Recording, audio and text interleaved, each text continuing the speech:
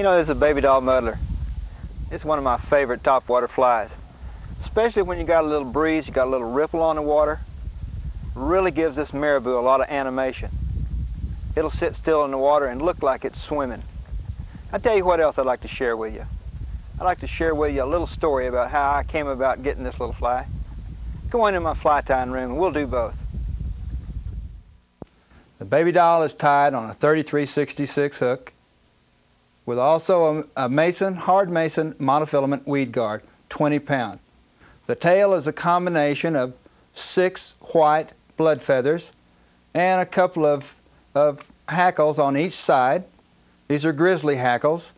Some flash out of silver and pearl crystal flash. The body again is hackled grizzly. The gills are hackled red grizzly, and the head is white deer hair. And the eyes also are baby doll eyes, and they help the flotation a heck of a lot. As we tie this baby doll muddler, you'll notice that the weed guard doesn't come down quite as far. You only have to come down about 1/3 of the bend of the hook on any kind of floating fly. We'll come back to the point we tied in at, and we'll tie in 6 marabou blood feathers, about 1.5 to 2 times the body length. And we'll lace them down, a couple of wraps, and then pull up on the marabou and wrap back. Grab the butts and cut them off at an angle.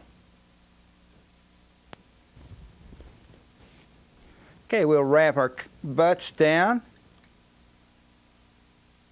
come back to our tie-in point. Take about 5 strands of silver crystal flash and about 5 strands of pearl crystal flash.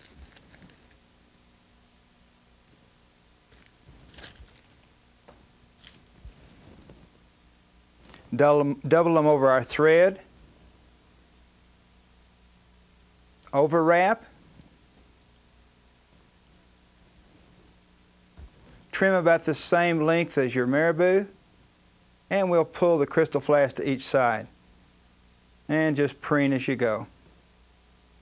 Now the neck hackle we use in bass flies is a little bit different than the hackle you use in a regular dry fly or trout fly. You want a webby feather, one that has a substantial stem that'll kick back in the water. We'll put 2 of these on each side. We'll line all of them up at one time, putting the tips of the feathers together.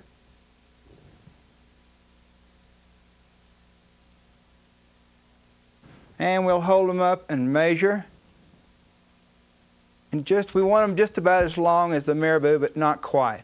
Come in with our scissors and we'll trim all of them at one time. We'll take 2 of these and we'll tie 2 of them on each side of our wrap-in area.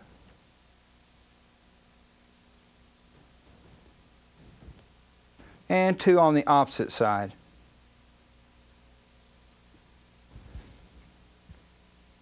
This gives that fishy appearance. Makes this little muddler look like something that a bass would really like to eat. Okay, the next thing we do is tie in about 2 saddles. These are grizzly saddles. And again, you don't have to buy a really great quality grizzly because you want a lot of fluff at the base and you want webby feathers. Okay, we'll trim them and we'll strip a little bit off. We'll tie them in on the near side and advance our thread, leaving about 1/4 of an inch to the mid-shank. At this time, we'll cement the underbody of the whole fly with flex cement.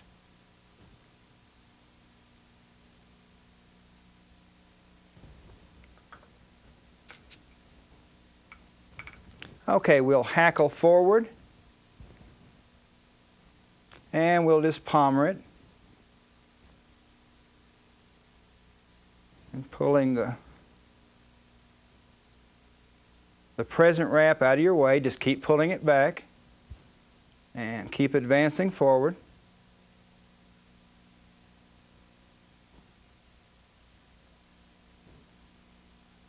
Holding the feather with your right hand, you tie it off with your left. Clip the tips of the feathers. Take a couple of wraps to secure. Now for the gills, we'll take a saddle which has been dyed red. It's been proven in a lot of studies in bass fishing that a bass looks for a prey fish who either has swollen gills or blood coming out the gills. And so I try to put gills in almost all of these flies that I tie. Okay, let's cut the stem of the feather, leaving a little bit of the fluff, and we'll strip a little bit off. We'll tie in on the underneath side of the hook shank. Let's see, I left a little too much stem. Let's nip that off. Okay, cement that area. Just a little touch of cement right there where our tie-in area is. Okay, we will palmer our red saddle feathers forward. And again, every time we go around the hook shank, we'll pull the saddle feather, the barbules back, and we'll hackle right in front of that area. Want a good, nice little palmering effect there that'll look like gills. Okay, we'll tie it off. Again, holding it with our right hand, tying it off with our left. And we'll snip that off. This deer hair is body deer hair. It's nice and spongy feeling. It's hollow and it floats real well. Okay, we'll cut a clump off about the size of a number 2 pencil. Get all the fuzz and underfur out of it. We'll put it in our hair stacker and we'll even up the tips.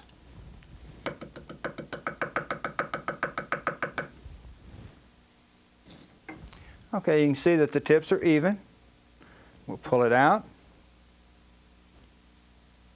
Okay, and with our scissors we'll trim the butts where they'll be nice and even. Okay. We'll take the clump of hair, we'll lay it on the inside of the hook shank.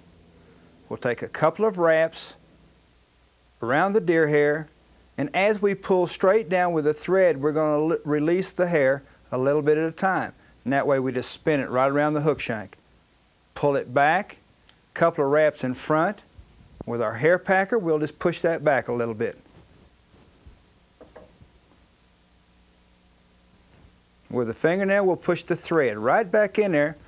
This way it'll hold that hair straight up and down.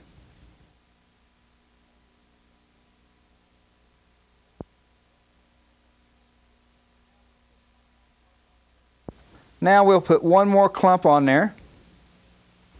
You want to be sure and leave enough room for the head when we tie off that monofilament weed guard. So right now it's kind of a critical point. You sure don't want to get too much on there. Again, take a couple of wraps, pull down. It's amazing. You'll think you got that completely full, and you can go ahead and push that back and pack it back, hold it, and now we've got enough room for that monofilament weed guard to be tied on. Okay, we're going to take the fly out of the vise. I like to turn it upside down and grab hold of the hook. When I trim this, I want to trim this so that I have a width of about a ½ inch. So I'm going to trim straight back on each side. And as I trim back, I use a little sawing motion.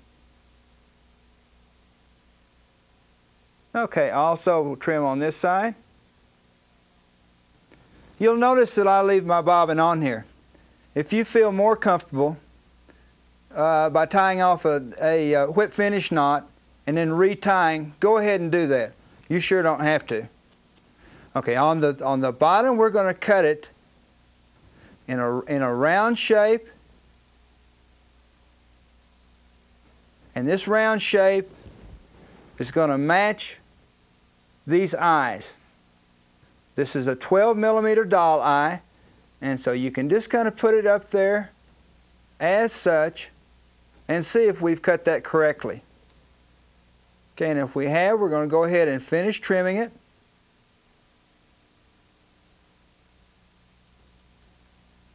And again, use just a little sawing motion with the razor blades.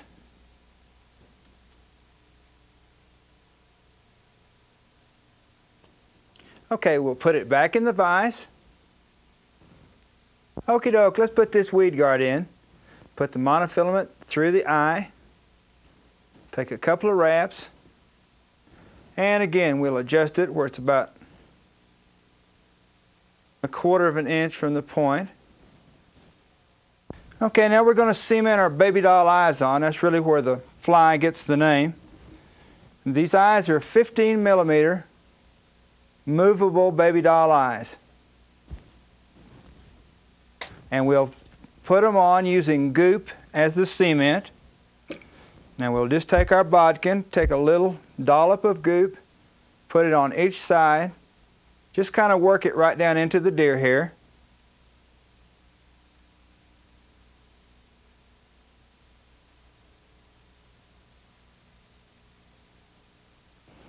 Okie doke. We'll put our eyes on there, and we want to be sure that the eye is over halfway up on the hook shank. In other words, 60% of the eye is above the hook shank.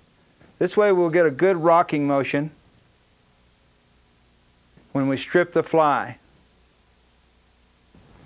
Okay, be sure that they're even. Hold them just a minute, let the cement set just a second. Okay, and we'll take that little baby doll and we'll finish trimming the top using the eyes as a reference. And we'll just come straight back.